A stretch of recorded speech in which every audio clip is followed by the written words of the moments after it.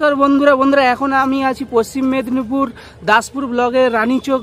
তো রানীচক পুয়ে আছি বন্ধুরা, দেখতে পাচ্ছ কয়েকদিন ধরে কয়েক মাস ধরে নাকি এই ব্রিজটা কাজ চলছে। তো এখন তো নিম্নচাপের কারণে 2-3 দিনের যে জল হয়েছে ঘাটালে প্রায় অধিকাংশ এরিয়াতে বন্যা হয়ে গেছে, সবাই জানো। তো বন্ধুরা এখানে কয়েকদিন ধরে যে বৃষ্টি হওয়ার কারণে জলের প্রেসার এতটা, এখানে হয়েছে মাটির যে বাঁধ দেওয়া হয়েছে কাজ চলতেছিল, তো সেখানে কিন্তু জল শোষণ হচ্ছে। তো প্রশাসন যেটা করেছে যে তিরপল লাগিয়ে বাঁধ দিয়ে ব্যবস্থা করেছে, বাট যে কোনো মুহূর্তে যদি আবার কোনো মুহূর্তে যদি বৃষ্টি হয় তো বাঁধটা কিন্তু ভেঙে যেতে পারে। তো বন্ধুরা এইরকম অবস্থা এখন। তো চলো দেখা যাক এখানকার মানুষদের কাছ থেকে জেনে নেবো যে এখানের পরিস্থিতিটা কেমন। তো দাদু কোথা দিক থেকে আসা হয়েছে? আমি বাড়ি দাসপুর, দাসপুর কামালপুর থেকে। কামালপুর, তো কামালপুর শ্রীরামনগর। এখন কাজ কি কেমন কি চলছে নাকি? আজ ওই তো ঢিমা চালে চলছিল, যার জন্য হঠাৎ করে বৃষ্টি এরকম জল এসে গেল, এইরকম পর্যায়ে দাঁড়িয়ে গেল। এখন কি করবে, এখন এইরকম চিন্তা ভাবনা নিয়েছে প্রশাসন, নিচ্ছে চিন্তা ভাবনা নিচ্ছে।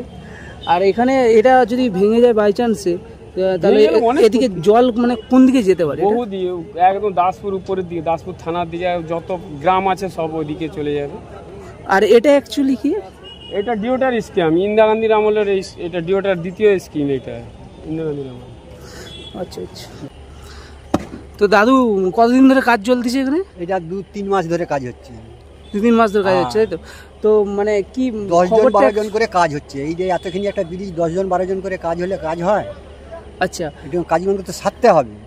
আর এটা এই সাইডে এটা কি অ্যাকচুয়ালি যে জলের ক্যানেল, এটা হচ্ছে ডিওটার স্কিম। মাঠে জল হলে আচ্ছা জলটাকে তখন বার করে। আর এই ব্রিজটা মানে এটা দুই সাইডেই তো রানীচক, এই পাশ দুটোই রানীচক। ওইটা গড়, এইটা রানীচক।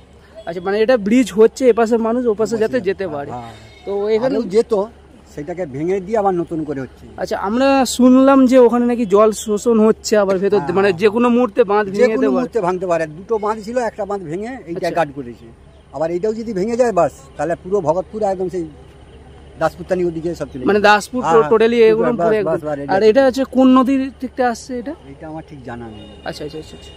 তো বন্ধুরা তোমরা দেখতেই পারছো, তো এইরকম অবস্থা এখন রানীচকের। যে কোনো মুহূর্তে বা ওই মাটির যে বাঁধটা আছে যে কোনো মুহূর্তে ওটা ভেঙে যেতেই পারে। দাসপুর টু। তো দাদা কোথা থেকে আসছে? আমি চাইবাড় দিয়ে আসছি। আপনি দাদা? আমি শামসুন্দরপুর থেকে। তো ওই জায়গাটার নাম কি অ্যাকচুয়ালি? রানীচক। মৌজাটা 81 নম্বর মৌজা দাসপুর। আর ওই বাঁধের হাল কেমন আছে? বাঁধের হাল খুবই খারাপ, ঠিক ভালো নয়। সকাল থেকে 3-4 জায়গায় ঘর নিয়েছিল, আপাতত 2 জেসিবি নিয়ে ঠিক করেছে। এখনো এক জায়গাতে ভালোই বেড়াচ্ছে জল। আচ্ছা, যে কোনো মুহূর্তে ওটা ক্রাশ হতে পারে, ওই জন্য এই বাঁধটাকে ঠিক করে করা হয়েছে আর কি। আর এই তিরপল দিয়ে যে এখন যে এতটা হচ্ছে মানে বাঁধানো হয়েছে, এগুলো আগে থেকে বাঁধানো ছিল না এখনই বাঁধানো? ওইটা পরিস্থিতিতে এটা আটকানোর জন্য এটা বাঁধানো হয়েছে। আচ্ছা আচ্ছা, ঠিক আছে।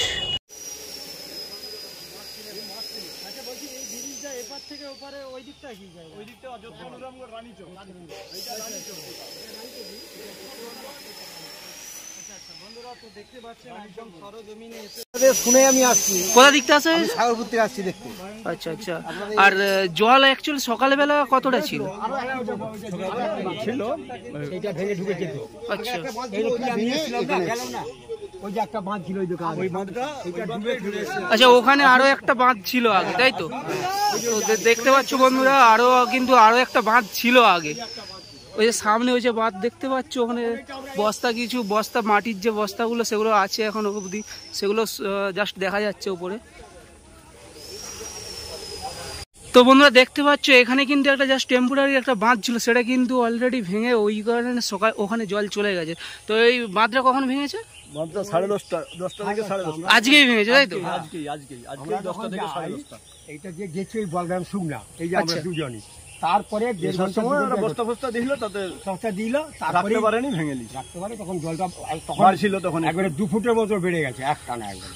তো বন্ধুরা দেখতে পাচ্ছ কিন্তু ঠিক এই নদীর সাইডে কিন্তু এত জনবসতি, মানুষের বাড়ি ঘর বাড়ি সবকিছুই আছে। প্রত্যেকটা মানুষ কিন্তু এখন টেনশনের মধ্যে আছে, চিন্তার মধ্যে সবসময়ই আছে, কোন মুহূর্তে কখন কি হতে পারে, তাই তো নাকি?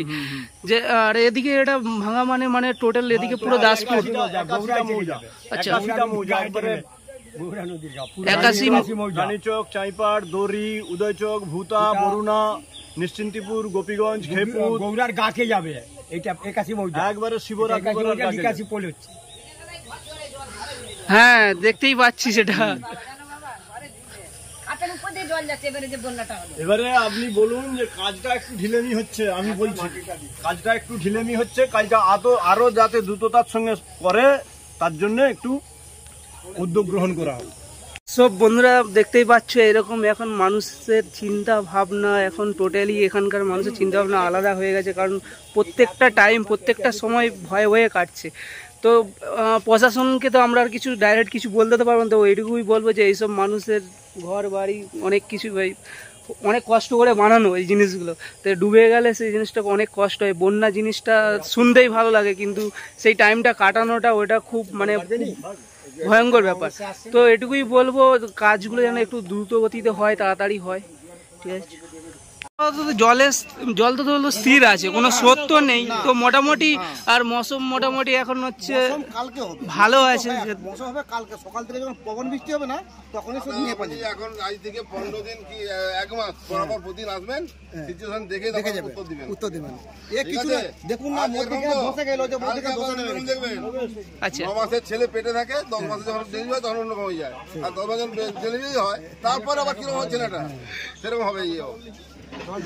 দেখুন না ওই যে যেখানে তীর পড়েছে ওখানে কেটে নেমে গেছে, ধস দিয়ে নেমে গেছে, তোমরা দেখতেই পারছো অবস্থা।